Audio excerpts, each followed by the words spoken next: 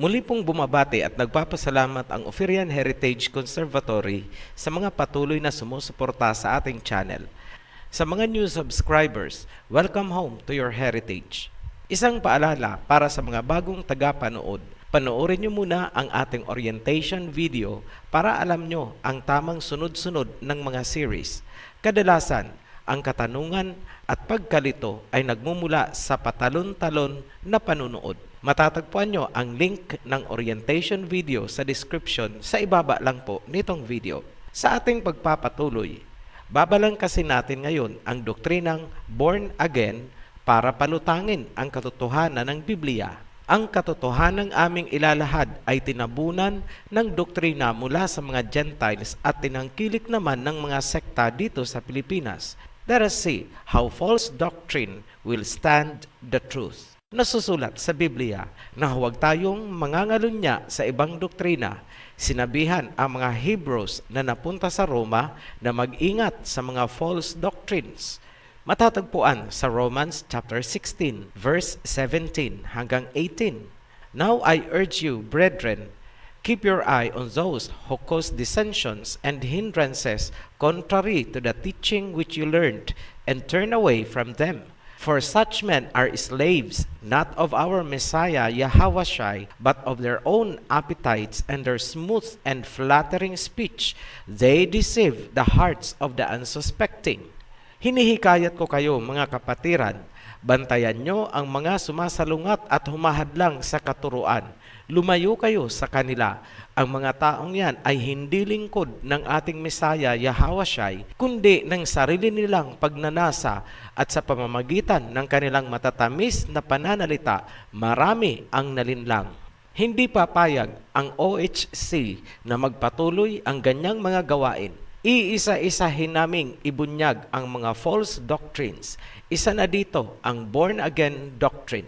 Tunghayan natin ang John chapter 3. Now there was a man of the Pharisees named Nicodemus, a ruler of the Jews. This man came to Yahawashai by night and said to him, Rabbi, we know that you are a teacher come from Elohim, for no one can do these signs that you do unless Elohim is with him. Ganito ang sinasabi. May isang Pariseyo na namumuno sa mga Hudyo. Lumapit siya sa Mesaya at nagsabi, alam namin na ikaw ay rabbi o tagapagturo mula sa Elohim dahil walang makakagawa ng iyong mga ipinamalas kung hindi galing sa Elohim. Verse 3, Yahawashai answered him, Truly, truly, I say to you, unless one is born again, he cannot see the kingdom of heaven. Sumagot ang Mesaya, katotohanan sinasabi ko sa iyo, walang makakakita o makakapasok sa kaharian, maliban na lang kung siya ay isisilang ulit. Nicodemus said to him, How can a man be born when he is old? Can he enter a second time into his mother's womb and be born? Sumagot si Nicodemus, paano muling isisilang ang isang matanda na? Hindi na siya makakapasok sa bahay bata ng kanyang ina para muling isilang. Verse 5, Yahawashai answered, Truly, truly, I say to you, unless one is born of water and the Spirit, he cannot enter the kingdom of heaven. Verse 6, That which is born of the flesh is flesh, and that which is born of the Spirit is spirit. Muling sumagot ang Mesaya, katotohanan sinasabi ko, maliban na lamang kung isilang sa tubig at espiritu, hindi makakapasok sa kaharian. Dahil ang isinilang sa laman ay laman, at ang isinilang sa espiritu ay espiritu. Verse 7, Do not marvel that I said to you, You must be born again. Huwag kang mamangha sa sinabi ko, kailangan mong muling isilang.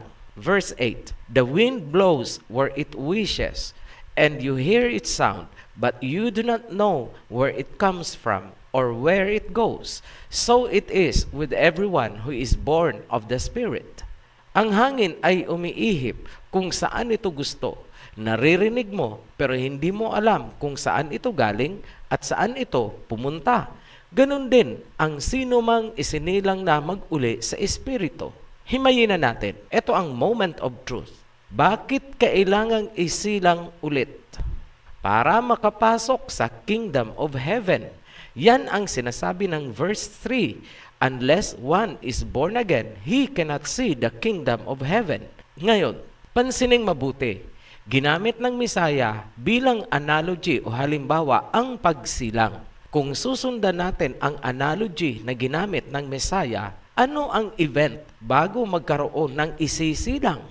Aba, syempre, may ipinagbubuntis o may ipinagbuntis. Ngayon, kung may ipinagbuntis, ibig sabihin may ipinunla para may maisilang.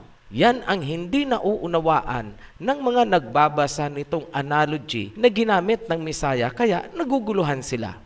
Sa biblical application, paano ka ipinunla at paano ka ipinagbuntis para maisilang sa Spirit? Ang sagot ng Misaya, verse 5, kailangang isilang mula sa water and Spirit.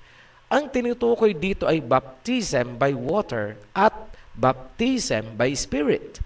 Yan ang panahon ng pagpupunla. Dito nagsimula ang pambabaluktot ng born-again doctrine. Sinasabi nila, kapag sumapi ka daw sa sekta nila at nagpabautismo, born again ka na. Isinilang ka na daw sa Espiritu. Kabilis naman. Sumapi lang, isinilang na agad sa Espiritu. Aba, premature yan. Kung napanood nyo ang The Seal of the Father series, ipinaliwanag namin doon na gaya ng sinabi ni John the Baptist, ang kanyang bautismo ay sa tubig lamang. Ngunit may darating na magbabautismo sa Spirit. Yun ang Misaya. Nasusulat, kung nasaan ang 2 o 3 na nag-ipon sa pangalan niya, siya'y naroroon. Ibig sabihin, sa oras ng bautismo, naroroon ang Misaya. Ano ang gagawin niya ayon kay John the Baptist? Siya ang magsasagawa ng bautismo sa Spirit. Pagpupunla pa lang yan, hindi ka pa isisilang. Ngayon, ano ang katibayan na hindi ka pa nga isinilang sa Spirit pagkatapos ng baptism? Simple lang, kasi may physical flesh ka pa. Flesh and blood, may laman. Basahin ang verse 6.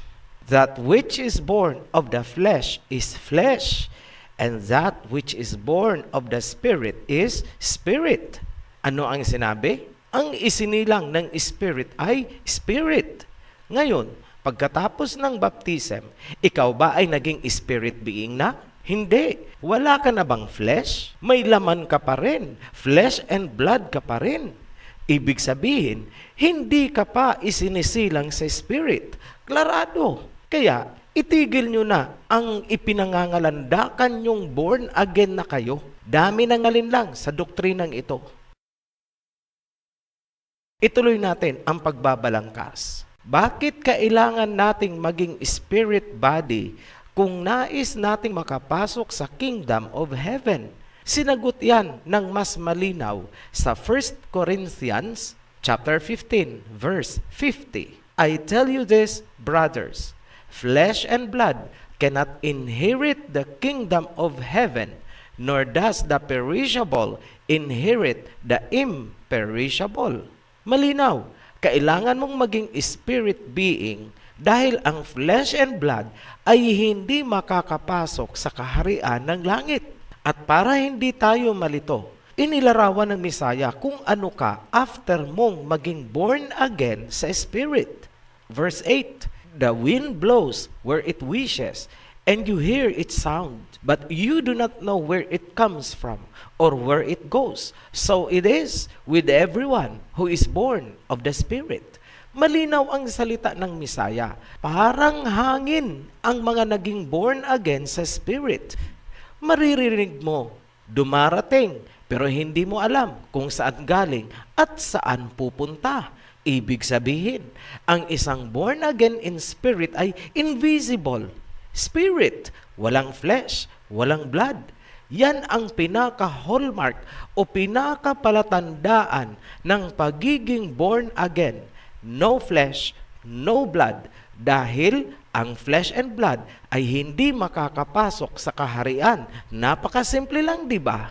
Ngayon, paano mangyayari ang pagiging born again o yung pagpapalit ng katawan mula sa pagiging flesh papunta sa pagiging spirit body. Makinig kayong lahat. Ito ang katotohanan na malamang hindi itinuturo sa inyo. 1 Corinthians chapter 15 verse 36. You foolish person, what you sow does not come to life unless it dies. Sa verse 44, it is sown a natural body, it is raised a spiritual body. Tagalogin natin. Bible po itong nagsasalita ha, hindi po tayo. Mangmang na tao, ang ipinunla ay hindi mabubuhay, maliban na lang kung ito ay mamamatay muna. Verse 44, ipinunla ito, physical na katawan, ito ay mabubuhay sa spiritual na katawan. Maliwanag ang pagsilang sa atin sa spirit upang magkaroon ng spirit na katawan ay mangyayari kapag tayo ay muling binuhay mula sa pagiging patay.